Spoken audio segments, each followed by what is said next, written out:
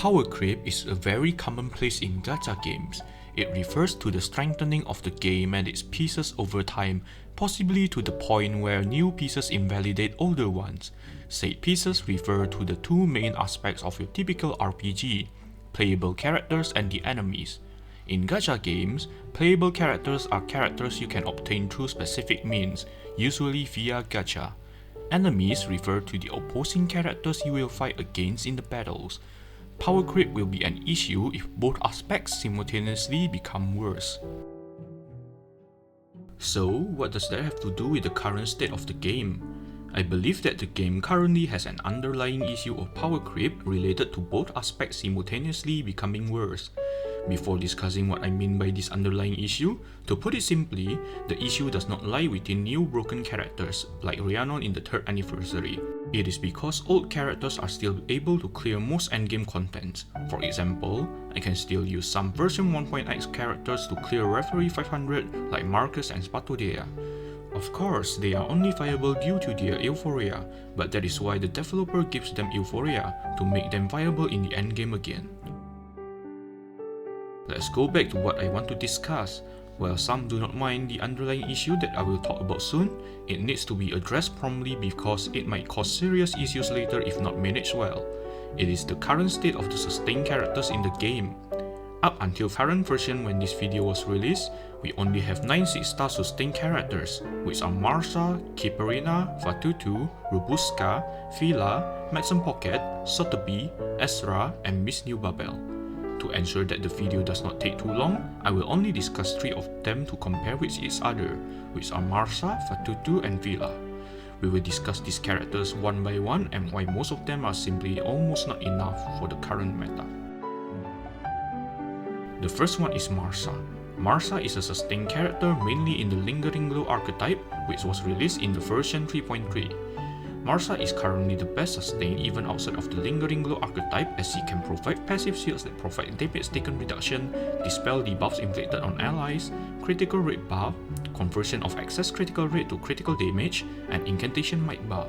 She is an extremely AP generous sustain, where you do not have to use her incantation for her to function well, with the addition of being able to passively generate Moxie for herself. The next one we have Fatutu. Fatutu is a sustained character mainly in the follow-up attack archetype, which was released in the version 2.4. She can inflict Spirit Shell debuff, which will increase the damage output of the follow-up attacks casted by allies, dispel debuffs inflicted on allies, and damage sharing. The slight issues with Fatutu are as follows. She needs to actively use her buff incantation to do damage sharing. She also needs to use her ultimate as soon as possible so she can passively do more follow-up attacks that dispel debuffs inflicted on allies, but she cannot reliably gain Moxie passively before casting her first ultimate. And she has no shield or damage taken reduction outside of damage sharing. She is less AP generous than Marsha and Kiparina when we only consider the survivability aspect of the team. This is normally not an issue in most cases, but for the most difficult game modes, she might have trouble keeping the team alive, especially in the longer rounds. This is due to the enemies hitting so hard when we urgently need shields to soak up their damage. However, Fatutu cannot do so other than her damage sharing. Her damage sharing is good until the enemies deal way too much damage, which may happen these days. And finally we have Vila. Vila is a sustained character mainly in the rank up archetype, which was released in the version 1.8. She provides critical rate buff, critical damage buff, dispel debuffs inflicted on allies, and passive healing. She also has side issues similar to Fatutu, which are as follows.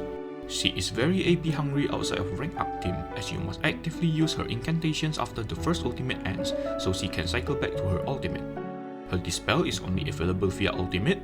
And finally, she has no shields, damage taken reduction, or damage sharing at all, which automatically make the whole team vulnerable to powerful attacks from the enemies. She is significantly less AP generous than even Fatutu in this regard when we only consider the survivability aspect of the team. Again, it is normally not an issue, but for the most difficult game modes, she will have trouble keeping the team alive in longer rounds. Vila cannot soak up damage via any means. Her healing incantation does provide sturdiness, but that means you must actively use said incantation and waste an action point. while she can automatically cast that healing incantation 2 times per round if the HP of an allied character is below 70% after being attacked, it is very unreliable and requires your characters to get hit at least once as well. What I'm trying to say is, the issue most sustained characters have is that they are not able to sustain the whole team for too long. Only Marsha, Kiparena and Robuska in buff type team are able to do so. Take a look at this example of me using Kaalaa Baunaa team in Referee 402, one with Fatutu and another one with Marsha.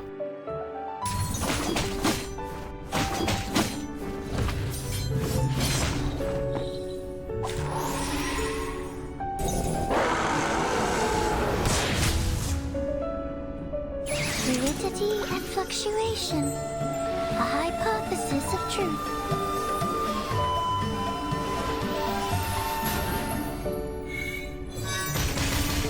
Everything has its cause and effect.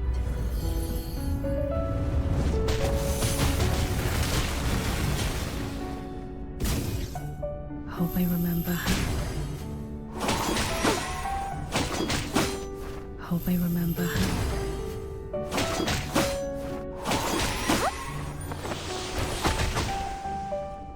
Hope I remember her. I've confirmed that this adheres to the precepts. Incomprehensible. There's strength in restraint. Peace and quiet. Everything has its cause and effect.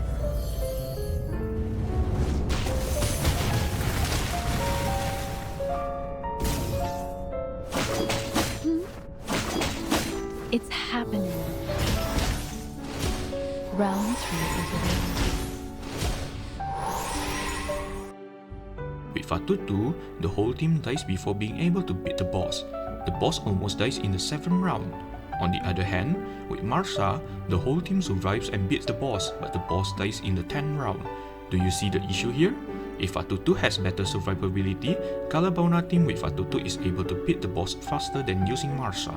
Yet, because Fatutu's sustain capability is not as good as Marsha, that team ends up losing instead.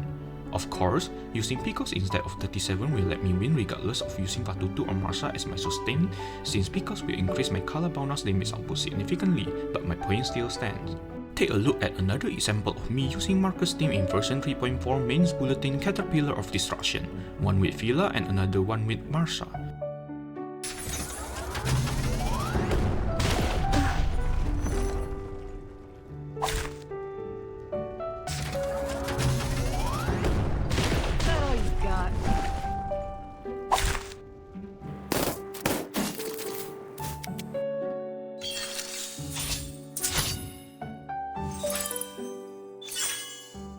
A ray of light. For you and for us. Great. No mistakes. Poetry will be like this.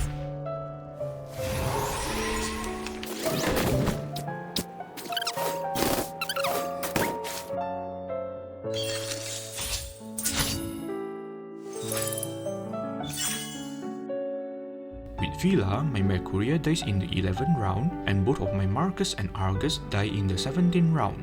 I got a 7.5 million final score. On the other hand, with Marsha, the whole team survives until the end, but with only a 5.7 million final score. Marcus' team with Argus is able to score higher than my Marcus team with Marsha, but due to survivability issue, my Marcus team can only get 7.5 million final score, which could have been higher. Of course, this does not seem like a big issue, since you can still clear contents and get all limited time rewards regardless. That is why I'm saying that this is an underlying issue of power creep in this game. We cannot simply ignore this issue, because if we ignore, the game will eventually require you to only use sustained characters that can provide stackable shield passively. It is a possibility that in the future, new game modes are balanced around sustained characters providing passive shields. This is bad because sustained characters that cannot provide passive shields will not be able to keep up. Certainly, that is currently not the case, but from the examples I have given, it seems like it is heading that way. As of now, without their passive shield to soak up damage from the enemies, we will be inclined to use other sustained characters instead, especially if it is not within their specific team archetype. Additionally, in the beginning part of the video, I mentioned that the power creep is only an issue if both aspects of power creep, the characters and the enemies, simultaneously become worse. If this underlying issue continues, said both aspects will become worse. The characters here becoming worse would refer to Marsha and Kipperina being almost mandatory against the enemies, and the enemies here becoming worse would refer to them dealing so much damage that you need to have sustained characters that provide passive shields. Ideally, not all sustained characters need to be able to provide passive shield, so the list of sustained characters will be more diverse. However, due to the current requirement of endgame content, which is the survivability of the team, using sustained characters that provide passive stackable shields for your teams is highly recommended nowadays. Then, how to solve this issue? I will propose 3 solutions. They might not be ideal solution, but I believe they will be able to slightly relieve the underlying issue of power creep in this game. The first potential solution that I would like to suggest is to lower the difficulty of the endgame contents. A lot of people will highly disagree with this solution. Before Referee was implemented, the difficulty of the game had been stagnating. It was very easy to clear everything due to the playable characters being too strong in comparison with the difficulty of the endgame contents. However, it is imperative to understand that the focuses of the game are the stories and the character design. Those were always the case even until now. I am not saying that the game should be very easy. I am saying that in the current state of the game, we are almost forced to use sustained characters that can provide passive stackable shields. Therefore, we need to lower the difficulty of the endgame contents so that other sustained characters can be slotted back in. The easiest and the safest method is to significantly reduce the damage output of the enemies so our teams can survive regardless of the sustained characters that we use. The second solution that I would like to suggest is to give existing sustained characters passive shields. This is very self-explanatory. For example, what do you think if Fatutu is able to provide passive stackable shields every time she casts her follow-up attacks? She will be able to significantly improve the survivability of the team she is in. Obviously, this does not solve the issue as it just further emphasizes how the meta is extremely reliant on sustained characters that can provide passive shields.